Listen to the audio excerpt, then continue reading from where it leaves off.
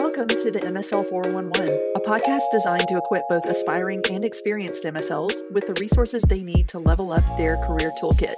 The heart of this podcast is to take the same industry knowledge and advice that we share with our own candidates and make it available and accessible to anyone looking for answers. So if you have questions, you've come to the right place. We're here to give you the 411. And without further ado, let's dive right in.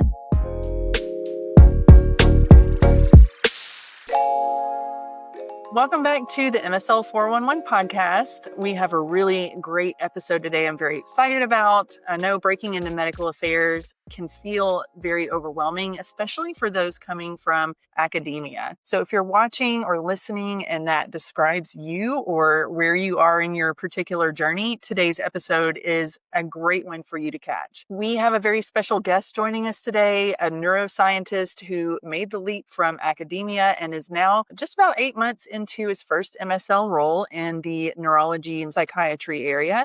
And Chris Heffner is our guest today. He received his PhD in neuroscience and cognitive science from the University of Maryland, College Park back in 2017. And after 3 years as a postdoc and 4.5 years as a tenure track assistant professor in departments of speech language pathology and audiology, he recently started his position as a medical science liaison very recently in January of this year, 2025. He is now working at Teva. And of course, all opinions and views that Chris is going to be sharing with us today are his own and not Teva's. We're going to be peeking into his personal journey and what that has looked like for him personally. So Chris, welcome to the show. Wonderful. I'm so glad to be here. Great.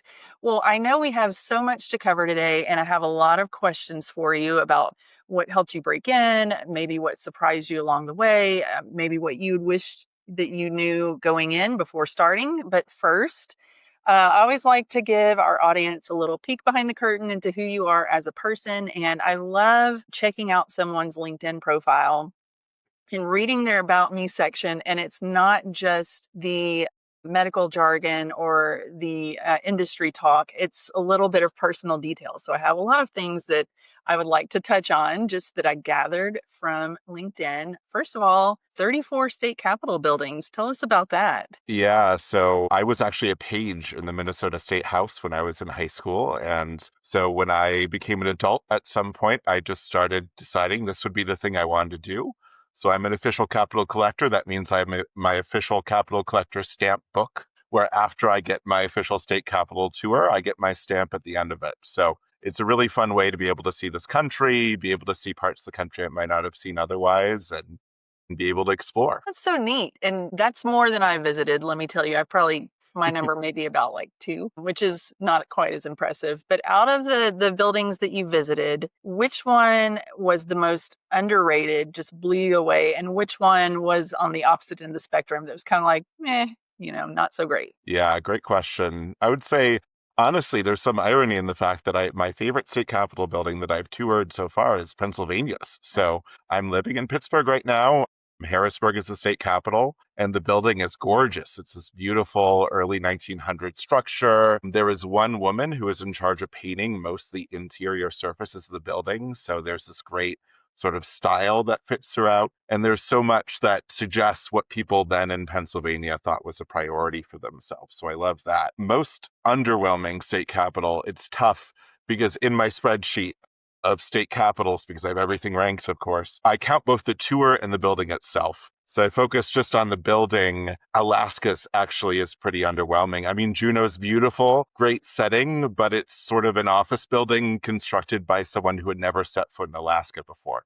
So a little bit underwhelming in terms of the touches, things like that. I got a great tour when I was there, so that helped push it up the rankings. But the building itself is a little underwhelming. Well, have you been to Louisiana's? I have to ask. Not yet. Why do you ask? That's where I'm from, and there's a lot of history in that one. I mean, of course, on school trips, that's one of the 2 that I've been to. But on school field trips and things like that, we would always go and I guess someone shot the then Governor Huey P. Long, and the bullet holes are still in the wall. During the tour, they tell you those stories. And, I think just as a person, he was a little colorful. That's probably a nicer word. Yes. So he has a lot of stories just related to him in general. I feel like Louisiana has a lot of history, but it's a neat one. So maybe add it to your TBV list, to be visited. I think there's some poetic justice in the guy who helped to create that capital being assassinated on its steps. Yeah, yeah. So yeah, it's got a lot of interest. Probably could do a movie about it. But moving on from that, because I don't want to hold us up too much on on state capital talk. I could But keep talking if you want I it to be a state capital podcast. I could too. I could too. People are gonna love that. We're like, thought we were gonna talk about medical affairs. Surprise, we're talking about state capitals. But the other question I wanted to ask you about you personally is that you are a baker. And I love that because I myself am a baker as well. Some of my teammates at Symbio are much better bakers than me, but I do love to bake. What's your signature bake? So my mom was a huge baker and continues to be one, and I've gotten cookie baking from her. So Mm, I think one of my favorites, I've got a sea salt butterscotch, brown butter, like pretzel cookie. So it's got all those things mixed together. It's not super sweet, which is nice. So it's a good, well-balanced cookie, I think. nice. Yes. Okay. You're speaking my language. I love it. Um, Well, like I said, we could talk about this stuff all day and probably tick off a lot of people who tuned in for medical affairs talk. But let's move into our topic for the day. So, you made the leap from academia to industry fairly recently, but what first sparked your interest in medical affairs? What kind of turned you on to that industry? Yeah, so I was exploring a little bit, looking at different options, reading some books about leaving academia. And I remember one of the books I'd encountered had a nice list of, here are different careers outside of academia you might try.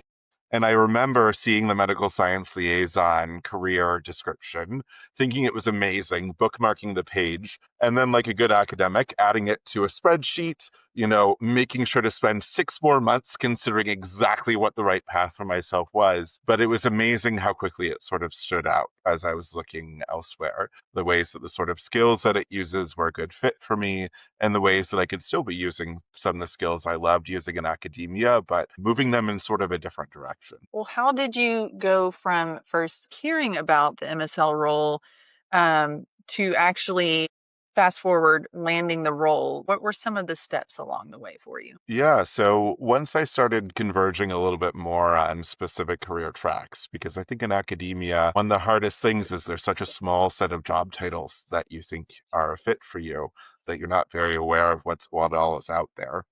That I eventually started saying, okay, here's a few careers I'm interested in.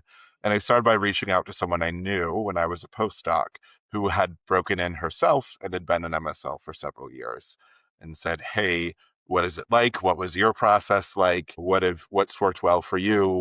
Has it been what I've been reading online and hearing about online? I also started consulting resources, different books, different podcasts, actually, other resources, online resources to get to know what the career was like. Once I started doing that and really zooming in on the MSL career, I started networking quite a bit, talking to folks I met on LinkedIn, continuing to read more of those resources to acclimate myself, and then started applying for different positions. And after several months of applying, I ended up getting the offer that I ended up accepting. What was the transition for you, like mentally, with being in academia for so long and having all the background in research and teaching, and then not really a 180, but kind of a 180, just leaving that industry and going into a whole new field? Yeah, it was a huge change for me, I would say. So I, thought for many, many years that academia was the right path for me and I wanted to be a professor and that was the only fit that I could imagine. So definitely it required a huge mental shift to sort of realize, hey, there's these other paths out there. So it definitely took a lot of learning and a lot of sort of understanding myself and my own goals. So especially as I'm starting to talk to aspiring MSLs now, coming from an academic lens, that's something I try to talk to them all about is sort of, this isn't actually the 180 that it might seem like in some ways. There's so many ways that I see the things that drew me to academia in the first place being sort of replicated in this medical affairs position with the addition of some using some skills that I think are really fun to use and coming up with some other ways to express myself and educate myself. So really, although it felt like a huge unlearning process, at the same time, what I've discovered is that really I'm just prioritizing the skills that drew me to academia in the first place and using those fun skills in a new way. Nice.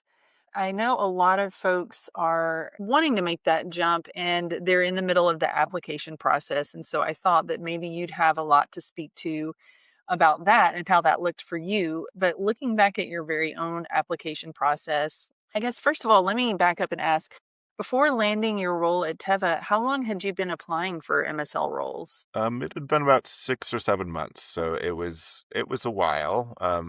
So yeah. Just a diligent process. And that's pretty much what we kind of try to give people a heads up that look, that's pretty standard. That's about what it takes to crack into the industry. If your background is right for it and you're really diligent and approaching it, kind of making looking for those jobs your job, then yeah, that's about standard. So I was just curious about that. But in your application process, what are some things that you felt like maybe might have helped you stand out a little bit more to the hiring manager? Yeah, great question. I think, one of the important things is just having the right introductions and the right network to help you keep track of what's out there, keep track of, who the big players are and understand what strengths different companies bring to the table and what you can do to sort of understand that. I think sometimes that can take the form of an external recruiter external recruiters can be really great for that. And that can also take the form of, different people who have already broken in, sort of made those connections and might be working on different teams that are doing interesting things. So I Mhm. think that's one thing that was really helpful. I think another thing too is just getting so aware of and understanding of the job that you're able to see the ways that your skills fit in well. One of the analogies I heard from someone was your job is to convince the hiring manager that you are going to be no less annoying to train in than someone who's been in the job for 2 years, right? That Right. you know so well what it means to be an MSL. You're already at the level of someone who's already been there for a couple years. And for me, reading those books, consulting those resources, and then just networking and asking honestly, not just, hey, can you give me a job? You're already an MSL. Can I please be on your team? But also just like, what's your day to day like? How do you manage challenging KOL interactions?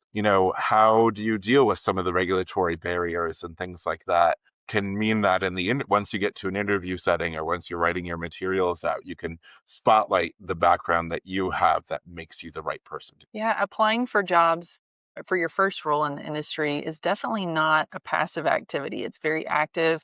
Like you said, it's convincing the hiring manager that you are going to be able to join the team and, like you said, be no less annoying than anyone else to train, but just being able to pick it up because you already have done the homework. You already know, you've already pointed out for them what skills you have that are relevant. And so, yeah, I think you make such a great point about that, that it is definitely not a passive activity applying for MSL roles. It's so active, it's so involved. And it's not something you can just do blindly. You really kind of have to consider each individual role. And clearly that's what you did and definitely helped you stand out, especially to Teva, and landed you that role. Were there any parts of the process that maybe surprised you or that maybe you didn't expect? Anything like that? I would say to some extent how much when you've gotten to that point and you've had that sort of background that you can build on the knowledge that you've learned and be able to speak about things confidently, right? I felt like every informational interview I was doing was almost like a little mini practice interview so that when I was in front of a hiring manager, I could explain, oh, I've done all this science outreach. That was one of my favorite things as academic. It continues to be one of my favorite things, talking to strangers at a science museum and getting them excited about the sort of science I did. And it turns out that's a really applicable skill for being an MSL because you're just getting people really excited about scientific exchange and sort of scientific and medical discussions and learning about how to rephrase that through my little informational interviews helped me in a hiring setting be able to convey that effectively. It's amazing. Well, I want to move on from the application process and kind of fast forward a little bit. So you've landed the role, you've been offered a position, you've accepted it, and now you're starting your new job, day one, onboarding. What did onboarding look like for you, or what were your thoughts from that experience? Yeah, I thought it was a really great transition, honestly. I could see the ways in which, there was a lot of support and scaffolding and help built in. One thing I think that helps too, this is something I learned during an informational interview and learned again in the career, MSLs are such helpful people, right? That's a part of the skill set that we get to use day by day. And so I could easily ask for help from people on my team or support or things like that to get them involved. So for me, onboarding then, I mean, there was a lot of learning, and I felt like I was able to ask for help and receive it, which was really wonderful. Another thing, too, that I really appreciated is just learning the business side of things, right? In academia, there are all sorts of financial constraints. And let me tell you, as a tenure track faculty, I thought about money all the time, but in a very different way, I think, from working in the industry, because you are out and about with different goals. And so learning how medical fits into a larger organization along the lines of a pharmaceutical company was really, really essential for me as well. One thing that you mentioned when we were going back and forth and talking about doing this episode was kind of having to retrain your brain a little bit. We kind of hinted at that a little bit earlier, but retraining your brain coming from academia to the MSL role. Were there any moments where maybe when you were getting started, you were like, oh gosh, this is more different than I expected, or maybe this role is a little different than I expected. Like, let me shift gears again. Were there any moments like that where it really kind of like kicked in that I'm gonna have to like really get my brain functioning in this direction instead of this direction? Yeah, definitely. I think one early moment for me was just realizing there are materials that are approved for use, right? And in academia, I every time I would present slides or materials to students, I was one of those professors who was like, I would practice everything, things like that. But then an hour before, I'd be like, oh, I need to get rid of this slide, and I need to change the words on this slide, and I need to do this and that. And so I think early on, recognizing it's like, no, we have these sort of compliance reasons to be trying to, keep things consistent. I think that was definitely something that was a big change for me compared to academia, where I was just like, I have ultimate control and I can do whatever I want. Yes, definitely. You kind of have to fall in line, especially with the bigger pharma companies. Maybe smaller and more agile companies that are building out a first team. They're kind of building the plane as they fly it. But yeah, Teva, they've got a system in place and it works. So yeah, do it Hmm. their way for sure. I definitely understand that would be a little bit of a little switcheroo for someone who has had that ultimate control and now sticking with the procedure. How were you able to get up to speed in your role, both with the therapeutic area, then also just the MSL role itself? Yeah, I think for the therapeutic area, I was lucky to have a lot of great training as a part of my position. So, and it wasn't very unfamiliar to me in general. One thing I like to say, my focus was on dopamine as an academic, and it's still on dopamine now as someone as an MSL. But, there's all sorts of ways, so all sorts of nuances and things like that that I felt like during onboarding, I got a lot of help and support doing. And one of the things I really love the most and really want to emphasize for aspiring MSLs is just realizing that having people with so many different backgrounds is such an asset, right?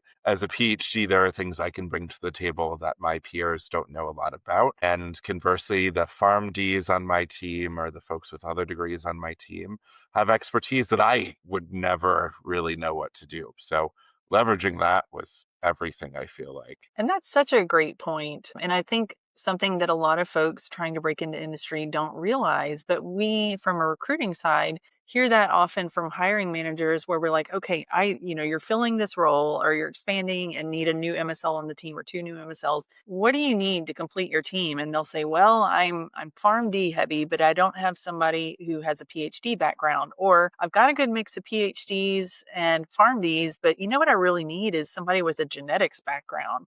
And so Hmm. not having a team that looks different from each other, not everybody can look all the same. It's not going to be as successful a team as when you have that balance, like you said, where people have the experience from prior to industry than you do just because they have a different background. They have that clinical pharmacy background where you have the PhD in academia. So, yeah, there's a lot of balance there. And I think even knowing when this is such an aside, but when you're trying to break into industry and applying for a role, it does you so much good to research that team and know what the makeup of the team looks like. So if you do have a PhD and the rest of the team is PharmDs or MDs or genetic counselors, something like that, then that gives you leverage to come in the interview and say, I see that you got a lot of PharmDs on the team, but I'm a PhD. And so I could bring this to the table I have this background, this research background, or, teaching background where maybe the PharmDs on their team are stronger in other areas and not those areas. So it is another little way to kind of prove your value. And I know I just segued into that long explanation, but I thought you made such a great point. But yes, definitely a good point that you made. But let's move to talking about what your life looks like in your role right now, because again, we have a lot of people listening to this episode who know what the application process looks like. They've been in that for a while. They have maybe had a few interviews, gotten to the final stage, maybe just haven't had that right thing click, but they haven't gotten to experience life in the role. What does a typical week look like for you in the role? Yeah, I would say a typical week for me involves some combination of travel to meet with different KOLs, some combination of trying to read up and get caught up on some of the changes in the research in the field, some internal meetings, both with folks on my team or close to it, and then with some cross-functional partners, right? Other sort of functionalities. So the great thing for me, I'm a consummate extrovert. So I'm very happy to be in front of as many people as I possibly can be. That gives me so much energy. So for me, that was one of the appeals of the position is, well, I get to spend a lot of time where I'm on, right? I'm talking to people, I'm connecting with people, I'm learning from them and sort of teaching them as well. So for me, it's sort of a combination of those different things. I think every MSL, though, this is one of the joys of it, does things a little bit differently. So that means for me, I have ideas for a travel schedule that fits well for my territory. And there are other MSLs on my team or at other organizations who have much larger or smaller territories that manage things in a different way. So that's also something that I've learned and I really come to appreciate as I've been growing into the role more. What has been maybe your favorite part of the MSL life so far? Has it been the travel, the flexibility, the face-to-face interactions? What's been super exciting for you so far? I'd say probably my favorite moments are those aha moments, right? So, as a faculty member, I was sometimes teaching classes, and there were times when I was able to see that in real time as I was lecturing or things like that. But the fact is, when it's you in front of a room of 50 or 60 people, you're seeing sometimes simultaneous aha moments, and I have no idea what's happening moments. And then sometimes sleeping in the back of the classroom. So it's really nice to be in a position now where I have more one-on-one meetings or small group meetings or even, smaller group presentations where I can see, that light in people's eyes as they suddenly make this connection. These neurons are sparking that hadn't been before, and I can see them learning something new. So for me, that's something that is one of my favorite parts of the job now is I get to see that on a regular basis in real-time conversations with all. You are a true educator at heart, I can tell. I do what I can. Well, what skills from your background, from that teaching and academia background, have come in handy? Maybe even surprisingly so, because maybe folks coming from your same background are not sure what skills they have that are transferable. What's been handy for you in the MSL role? Yeah, I think one thing I noticed when I was talking to MSLs who'd previously been in academia is so many of us had similar stories where we were sort of the weirdo PhD students who were like, let's go out, let's go get drinks together, let's, spend time. My favorite thing is presenting posters and things like that. So what I like to tell us academics who are thinking about the MSL route is if that sounds like you, then maybe MSLing is the right fit. Because honestly, so many of the skills I use are those that I loved so much. It was the skills I used when I was at a conference, right? Where you're going from poster to poster and learning a lot and asking questions and hearing things from other people. Or relationship management, right? Getting to know people over a long amount of time and understanding what makes them tick so you can bring them something useful. And Mhm. then opening doors. A lot of the research I did involved going to places like science museums, libraries, community sites, talking to experts there and sort of convincing them that it would be cool for me to use their museum or something as a research site. And so opening those doors was something that I really liked doing and is now so much of what I do as an MSL. So I find that being a little shameless in some ways in terms of just putting myself out there and popping up sometimes and doing some cold calls has been really helpful for me. Although I also know some wonderful, excellent introverted MSLs Mhm. who have those skills and are able to deploy them and then curl up in their hotel room with a book Yeah, after it's done. recharge. Those extroverted introverts, I think that's what they are. They can turn it on, but then they need a recharge period. Exactly. Yeah. As an extroverted extrovert, I feel like I fall in a different category, but No, are you really? Can tell. shocking, right? I know. I think I'm an extrovert. Well, yes, I'm an extroverted introvert because I can turn it on. I can do that. I can entertain a room, but yeah, I think once the doors are shut and everything, I'm like, I gotta have a nap. I gotta recharge the batteries. I love being in public and with people, but it's more draining for me than most. But kudos to you extroverted extroverts because y'all are the ones doing the work here, man. So these are the things that you've naturally carried over from academia and from the teaching role into the MSL role. Makes total sense. But what maybe were some challenges that you faced? Yeah, I mean, some of it's just learning this new industry, right? Learning what is, a focus and not a focus, how to integrate my own objectives with the objectives of the company and things like that. That definitely took some shift. I mean, another thing that's been a nice shift I have to adjust to, I took 2 days of PTO on Monday and Tuesday, and I had to adjust to not constantly checking my phone, waiting for something else to pop up or some student to send an email or things like that. So I will say that was a pretty nice adjustment. But yeah, so there's a variety of things. I think some of it too, I'll be honest. One thing that's lovely about academia is the sense of camaraderie. And I feel that totally on my team and in my group. But I'm missing the folks I would see pretty often at conferences. Although every once in a while now, my territory includes the places where they are, so I can still see them and be able to maybe meet up and say hi. So that's also pretty nice. Yeah, just the typical getting used to something new, but it seems like a lot of adjustments, but for the most part, sounds like they have been positive, not Y- challenges, but adjustments. I like that.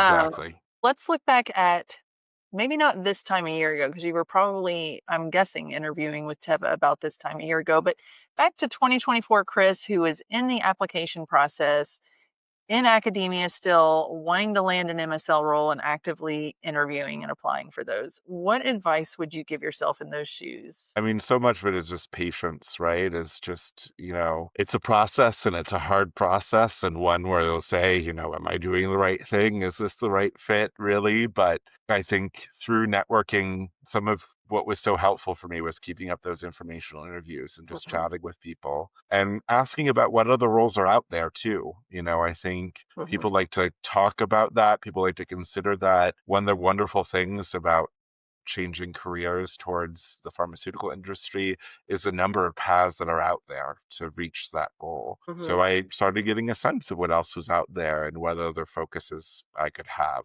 I think so talking myself through that is helpful. Another thing too I think about as I'm talking to different aspiring MSLs is when you're reaching out, when you're talking to people, I'm starting to be on the receiving end of this as someone who now has MSL as my job title. Don't hesitate to do your research of the person you're reaching out to and make sure to be more directed and sort of talk about, hey, this is how I see our connection. This is what I think you can do to sort of, might be able to reveal or why I'm reaching out to you. I think, if I could talk to myself more about that and to some extent give a thumbs up, but also, be thinking really broadly about who is it that would be useful to hear from, and then how can you, as an aspiring MSL, be targeting your outreach in a way that's going to make that person say, "Oh my gosh, this sounds like the right kind of person to be talking to. I think mhm. would be a great fit for this field." Yeah, it's almost the same as when you're applying for roles, being very intentional and picking the ones where you have the relevant experience and then explaining what that relevant experience is, laying it out, putting it on your CV or your resume. When you make those connections for those informational interviews with MSLs who are in the role, being intentional with who you pick and choose and how you word your initial outreach to them, not only to let them be interested enough to talk to you, but just to show that you've done the work. Like you said, you've researched them, you kind of know why you're wanting to connect with this person, what you have in common, and what you hope to gain from that conversation. I think that's fantastic advice. And it's advice that we give folks that are aspiring to the MSL role as well. So I'm so glad to hear it repeated from somebody who actually, is in the role and made that transition and saying this is what people need to be doing, because it's such great advice. So thank you for echoing that. Of course. And Yes. yeah, that's one of the best pieces of advice I got last year was from an MSL who said, the application process, the process of becoming an MSL, in some ways is much closer to being an MSL than the interview process is for most other careers, right? I was cold calling, I was sending messages trying to show how I could bring value and getting value from the person I was talking to. I was hearing stories, I was asking good questions, and then eventually, got in the interview process, maybe talking about different studies, talking about ideas, talking about, goals and paths and trying to impress someone in a short amount of time. And then I end up getting the role. And I think that's, it matches so closely what I do day to day in a lot of ways that to some extent that process is a little bit of a good pointer about, hey, is the MSL role good for you? Do you find that process awful and terrible and you're getting no traction, getting people ignoring you or things like that? Or are you fine with, oh, every 1 out of 20 messages I get hits, and that's good enough for me?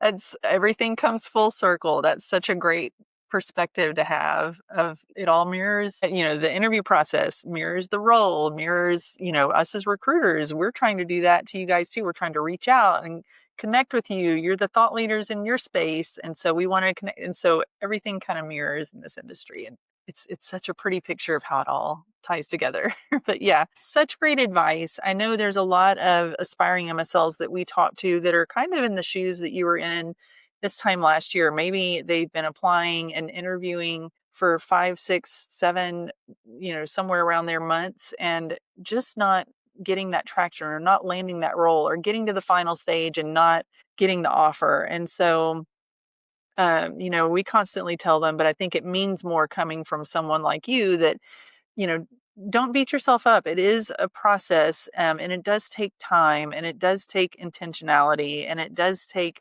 connecting with the right people. And to do that, you have to connect in the right way and be intentional on who you reach out to and that sort of thing. So every piece is builds onto the next piece. And so I think you've really been able to demonstrate that, not just in your role, but just talking it through with us here today of how just from start to finish, everything kind of built on to lead you to the next step in the process. And so I think that this is going to be great information for anyone listening who is in the same shoes you were this time last year, really just wanting to land that first MSL role. Before we close, because I know we're coming up on our time, I do have a few rapid fire lightning round questions. So just quick answers, hopefully, unless we hit on something that we really want to spend time on. Right. What is one skill that you feel every new MSL should work on? I would say being a little bold, right? Mhm. So leading with confidence and introducing yourself with confidence, I think that's everything. A great one. What's the biggest myth you debunked about the MSL role? Ooh, the biggest myth. I would say that the travel is glamorous. I spend a lot of time on I-70 driving across much of Ohio and back. I mean, I am delighted to be when I end up in the place that I'm going, but the travel itself for me is not especially glamorous, I will say. No, even if you're not on the highway, the airports and delays and canceled flights, it's not always what it's cracked up to be. So I think that's a great one. What has been unexpectedly the most fun part of the job for you? I would say is thinking on my feet. Like I wasn't expecting how much I enjoyed that, but sometimes you just show up at an office and they don't know exactly who they're talking to and having to riff and figure things out and dance a little bit to try to get them to understand why you're there and what you can bring. Mhm. I wasn't expecting to enjoy that as much as I have. It's so funny to hear you say that. I know of a few people in my life and friends of mine who that might make them want to throw up a little bit. Just that uncertainty, like not having the road completely mapped out and, their day completely planned. But as MSLs, I think that's you have to be able to flex a little bit. And I think just having that mindset is probably what makes you really great at the role. But you've already kind of talked about this, but maybe just kind of highlight one academic habit that you had to unlearn. Yeah, I think Yeah, I think another thing that I would tell the academics thinking about switching is just that it's okay, right? Like I made my way to a faculty position. You might be a postdoc, you might be a PhD. It's okay to be looking around at other options. That's totally fine. Whatever makes the most sense for you as an individual. So Mhm. that's another academic thing I had to unlearn is nope, there are other jobs out there, and maybe the academic one isn't the perfect one. Very good. I think that's important for some people to hear. Last question, and this one's just for fun. What's your go-to travel snack, or do you have any kind of travel rituals or anything like that that you'd like to share? So one thing I definitely recommend, especially for MSLs who have a lot of flights, I have a credit card with a priority pass, so I can get into a bunch of lounges. And let me tell you, the lounge at Pittsburgh's airport often has pierogi because that's a big Pittsburgh thing to have, and it has actually really delicious food. So that's my go-to is, head to the lounge if I have to fly somewhere, eat some pierogi and have a nice little stress-free moment before I have to go and board my plane. Great tip, and great tip for anybody passing through that airport as well. Who knew the food there would be that good? So thank you for that one. I appreciate you just being able to share your time with us today and share your knowledge and your wisdom from this past year of your life and even beyond that really, but what it's looked like for you to break into the industry, to move from academia into medical affairs and just all the trials and triumphs that came along the way. So thank you again so much for joining us today. So I'm really glad to be here and glad to have this conversation. For those of you watching or listening, if you have any questions about this topic, of course, I'm in the recruiting field. Our team would love to share information and resources with you. If you would like to connect with Chris, he is on LinkedIn, so be sure and check him out there. And if you do have any questions that you'd like to ask us about the show or the topic we've been talking about today, there is a link in the show notes below, so you can reach out to us there or reach out to us through our Symbio page on LinkedIn. And thank you guys so much for watching with us today or listening. And we hope you got a lot out of this, especially those aspiring to enter the MSL role. We hope this has been helpful for you. And we are definitely going to have some more episodes like this geared towards helping you make that transition and make it a little bit easier. So thank you again, Chris, for joining us. Thank you all for watching or listening. We'll see you next time. Thank you.